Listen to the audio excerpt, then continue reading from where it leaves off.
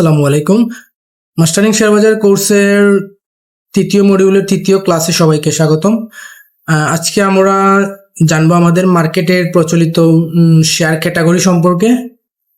সাধারণত আমাদের মার্কেটে অনেকগুলো শেয়ার আছে এবং এদেরকে বিভিন্নভাবে ক্যাটাগরাইজ করা হয়। সো আমাদের মার্কেটে বর্তমানে 4টি ক্যাটাগরি আছে, যেটা হচ্ছে এ, বি, এন এবং জেড। সো আজকে আমরা এই ক্যাটাগরি সম্পর্কে জানবো এবং এগুলা কিনলে আমরা কতদিন পরে বিক্রি করতে পারবো, যেটাকে ট্রেডিং ম্যাচুরিটি বলা হয়, সেটা সম্পর্কে আমরা জানবো। তো নর্মালি আমরা যখন কোনো শেয়ার মার্কেটের ওয়েবসাইটে ভিজিট করি যেমন, এবং কোনো শেয়ারের প্রোফাইলে ভিজিট করি, তখন আপনি যদি একটু লক্ষ্য করেন দেখতে পারবেন যে ওই কোম্পানির নামের পাশে একটা সিম্বল থাকে এইরকম। সো দ্যাট মিনস এটা একটা এ ক্যাটাগরির শেয়ার, এখানে এ থাকবে, ঠিক আছে। সিমিলারলি আমি এই সেম জিনিসটা স্টক নাও সফটওয়্যারে আরেকভাবে দেখতে পারবো, সেটা হচ্ছে ফান্ডামেন্টাল দেখার মাধ্যমে। সো এটাকে যদি আমি দেখি, let me zoom out. So এখানে একটা ফান্ডামেন্টাল ট্যাব আছে ওদের। সো এখানে প্রোফাইলে যদি আমি যাই, ওখানে ক্যাটাগরি হিসেবে আমি দেখতে পারবো এটা এ ক্যাটাগরি শেয়ার এবং এটার সেক্টর হচ্ছে ফুয়েল এবং পাওয়ার। সো ওই পার্টিকুলার শেয়ারের সেক্টরটা হচ্ছে ফুয়েল এবং পাওয়ার। তাছাড়া আমি যদি স্টক নাও এর ওয়েবসাইটের মেনু থেকে ক্যাটাগরিতে যাই, সেখান থেকেও আমি বিভিন্ন ক্যাটাগরির শেয়ারগুলা লিস্ট এখানে একসাথে দেখতে পারবো, ঠিক আছে। সো এটা হচ্ছে আপনার শেয়ার ক্যাটাগরি। তো আমরা এখন এটার ফার্দার জানবো যে এগুলা কিভাবে কাজ করে। তো আশা করি এই ক্লাসের পর আপনার একটা স্বচ্ছ ধারণা হয়ে যাবে এটা নিয়ে। তো চলুন শুরু করা যাক। তো প্রথমেই আজকে আমরা কি শিখবো? আজকে আমরা শিখবো ডিএসসি এবং সিএসসিতে যে শেয়ারগুলো থাকে, শেয়ারের ক্যাটাগরি থাকে এ, বি, এন, জেড, এটা সম্পর্কে শিখবো আমরা, এবং সেটেলমেন্ট সম্পর্কে, পাশাপাশি কোন শেয়ারটা কিনা আপনার জন্য কম ঝুঁকিপূর্ণ সেটা সম্পর্কে আমরা জানবো আজকে ক্লাসে। তো পরবর্তী স্লাইডে আমরা যাই। তো প্রথমে আমরা শুরু করি এ এবং বি ক্যাটাগরি দিয়ে। সো এ এবং বি ক্যাটাগরি সাধারণত কোম্পানির পারফরমেন্সের ভিত্তিতে হয়। সো সাধারণত এ হিসাবে ধরা হয় ভালো কোম্পানিগুলোকে, যেগুলো আপনার নিয়মিত ডিভিডেন্ড দেয় এবং তাদের ডিভিডেন্ডের পরিমাণ 10%-এর উপরে, এই ধরনের কোম্পানিগুলোকে এই ক্যাটাগরিতে রাখা হয়। এবং সাধারণত এদের কর্পোরেট গভর্নেন্সটা ভালো, এবং এদেরকে আবার কিছু কিছু ক্ষেত্রে আপনার ব্লু চিপ শেয়ারও বলা হয়। এবং এটাকে নিরাপদ এবং যারা নতুন তাদের জন্য একটা আদর্শ শেয়ার হিসেবে ভাবা হয়, যাতে ঝুঁকিবিহীন বা কম ঝুঁকিপূর্ণ শেয়ার হিসেবে তারা এগুলো ক্রয় করতে পারে। তারপরে হচ্ছে আপনার বি ক্যাটাগরি শেয়ার, যেগুলো হচ্ছে মাঝারি মানের শেয়ার। এই ধরনের শেয়ারগুলো সাধারণত নিয়মিত এজিএম হয় এবং এরা 10%-এর নিচে ক্যাশ ডিভিডেন্ড দেয়, অথবা ক্যাশ এবং স্টক ডিভিডেন্ড দিতে পারে, এবং তার কর্পোরেট গভর্নেন্স ভালো।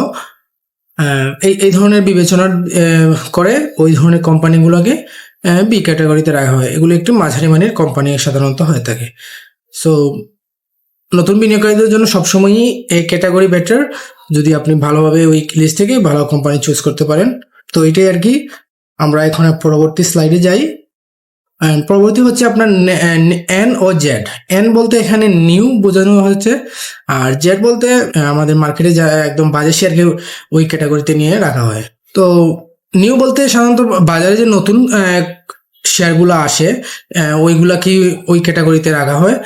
তো এরা আইপিওর মাধ্যমে মার্কেটে আসে এবং 1 বছরের জন্য তাদেরকে, বা পরবর্তী লিস্টেড হওয়ার পর এজিএম পরবর্তী আগ পর্যন্ত তাদেরকে নিউ ক্যাটাগরিতে রাখা হয়। এবং যখন এজিএম ঘোষণা হয় এবং ওই সময় যারা কি পরিমাণ ডিভিডেন্ড দেয় তার ভিত্তিতে তাদেরকে তাদের ক্যাটাগরাইজ করা হতে পারে। সো প্রাথমিকভাবে এরা নিউ ক্যাটাগরিতেই থাকে।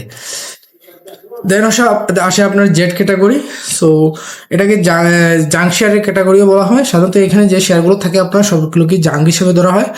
এটা হয় অনেক কারণে। এখানে একটা শেয়ার লিস্টেড হতে পারে, যেমন তারা যদি ঠিক মতো ডিভিডেন্ড না দেয়, কোম্পানি যদি চালু না থাকে, তাদের উৎপাদন যদি বন্ধ থাকে, অথবা কেউ যদি কি বলে 10% বা এর উপর বা এর নিচে বা একটা সার্টেন অ্যামাউন্ট ক্যাশ ডিভিডেন্ড দেয়ও বা স্টক ডিভিডেন্ড দেয়, কিন্তু ওইটা যদি সঠিক সময়ে বন্টন না করে তাহলে তাদেরকে জাঙ্ক ক্যাটাগরিতে নিয়ে রাখা হয় বা জেড ক্যাটাগরিতে নিয়ে রাখা হয়।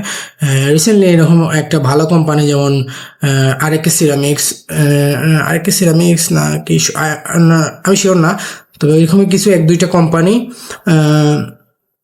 অন টাইম আপনার ডিভিডেন্ড তাদের যে শেয়ার হোল্ডার আছে তাদের ব্যাংক অ্যাকাউন্টে প্রেরণ করেনি।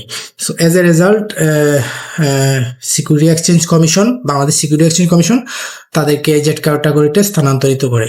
যদি সেটা মেবি টেম্পোরারি ছিল, তবে কিছুদিনের জন্য তারা হলেও তাদেরকে জেড ক্যাটাগরিতে নিয়ে রাখা হয়, আবার পুনরায় তাদের পূর্বের ক্যাটাগরিতে ফেরত আনা হয় যখন তারা এটা ক্লিয়ার করে ফেলে বা পেমেন্টটা ক্লিয়ার করে ফেলে। সো এটা হতে পারে, একটা শেয়ারে কখনোই একটা ফিক্সড ক্যাটাগরিতে থাকে না, তার পারফরমেন্সের উপর ভিত্তি করে, তার গভর্নেন্সের উপর ভিত্তি করে যে কোনো সময় তার ক্যাটাগরি চেঞ্জ হতে পারে। সো যখনই আপনি শেয়ার কেনা বেচা করবেন, জেড ক্যাটাগরি সম্পর্কে ভালোভাবে বুঝে সেখানে শেয়ার কেনা বেচা করবেন এবং কেয়ারফুল থাকবেন। আর একটা শেয়ার কোন ক্যাটাগরিতে যাবে সেটা সব সময় চেকে রাখা হয়, এবং এটার কাজ হচ্ছে এটার মানে যেই চেকে রাখার যে দায়িত্বটা সেটা হচ্ছে বাংলাদেশ সিকিউরিটি এক্সচেঞ্জ কমিশনের। সো তারা ডিসাইড করে কোন শেয়ার কোন ক্যাটাগরিতে যাবে depending on that companies performance. তারপরে আসি আমরা পরবর্তী স্লাইডে। তো সেটেলমেন্ট সাইকেল। সো আপনি এ, বি এবং নিউ ক্যাটাগরির যদি শেয়ার কিনেন তাহলে আপনি 2 দিন মানে কেনার 2 দিনের ভিতরে আপনি সেল করতে পারবেন।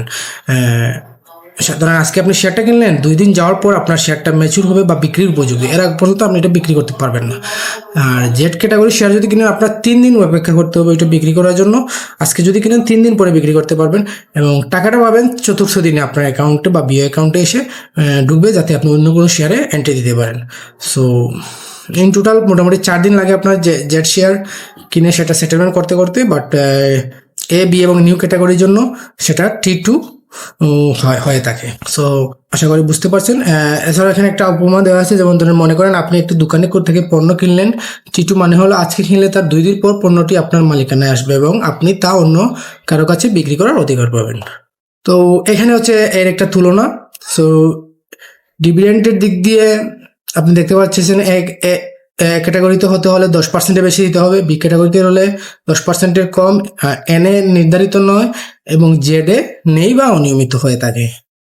সো এছাড়াও এজিএম জেডে সাধারণত অনিয়মিত, এ এবং বি ক্যাটাগরিতে নিয়মিত হয়ে থাকে। ঝুঁকি এ ক্যাটাগরিতে কম, বি ক্যাটাগরিতে মাঝারি এবং জেড ক্যাটাগরিতে অনেক বেশি। ঠিক আছে। সো নতুনদের জন্য আপনার সবচেয়ে বেস্ট হচ্ছে A category share. B category ঠিক আছে, যদি আপনি ভালোভাবে স্টকগুলো অ্যানালাইসিস করে কিনতে পারেন তাহলে ঠিক আছে। আর এন অথবা জেড ক্যাটাগরি সাথে সতর্ক থাকা উচিত এবং জেড ক্যাটাগরি এড়িয়ে চলা উচিত।